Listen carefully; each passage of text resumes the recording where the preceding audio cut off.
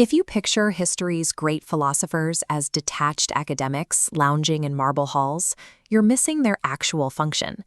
These thinkers were active engineers who designed the psychological software of human civilization. There is an ancient lineage I call Abracadabra, Sanskrit and Aramaic for I create as I speak. For 10,000 years, language and philosophy functioned as practical prompts to literally write the world into existence. We have since entered a period of unprecedented digital noise and isolation. U.S. Surgeon General Vivek Murthy has identified this shift specifically as a loneliness epidemic. We are also seeing widespread chronic burnout and a structural inability to plan beyond the next fiscal quarter. These are the specific types of crises that ancient heirloom tools were designed to prevent. We are attempting to operate a complex civilization while missing the foundational psychological software engineered to sustain it. Early Taoist thinkers like Lao Tzu authored a different operating system for reality, one based on yielding. They utilized Wu Wei, or non-coercive action. This animated diagram shows the principle in action.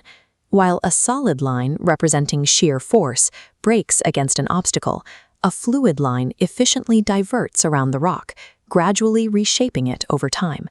Water shapes stone by remaining water. History has added tarnish to this practice. Later folk traditions generated dynasties of court alchemists chasing immortality elixirs that frequently poisoned the emperors who drank them.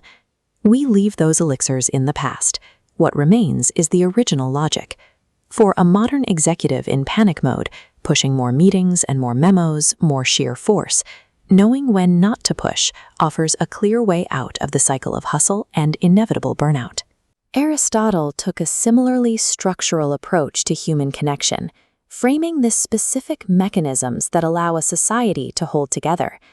This layered pyramid diagram breaks down Aristotle's blueprint for connection.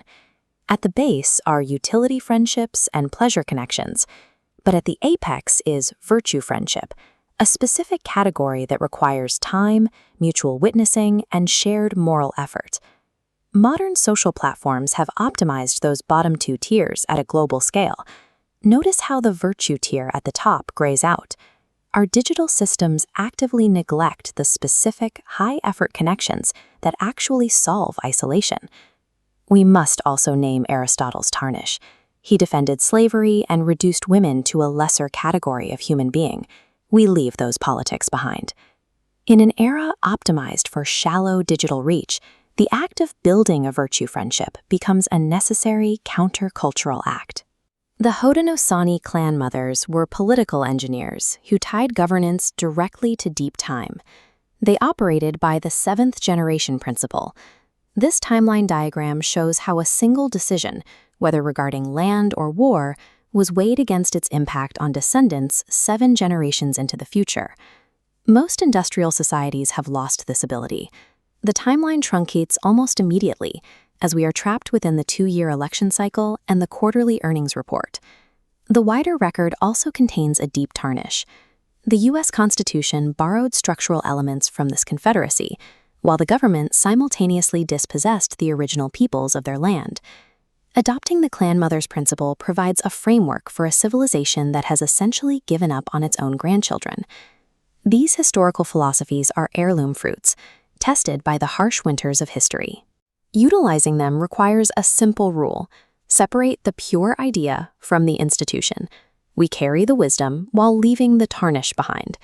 Applying these tools does not require academic mastery. The point of philosophy is simply to know enough to live well.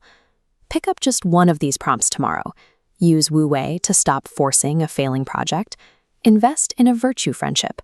Or weigh a financial decision against 7 generations of your descendants. By treating philosophy as an active practice, we join the Abracadabra Generation, reclaiming our power to speak a more grounded world into existence for whoever comes next.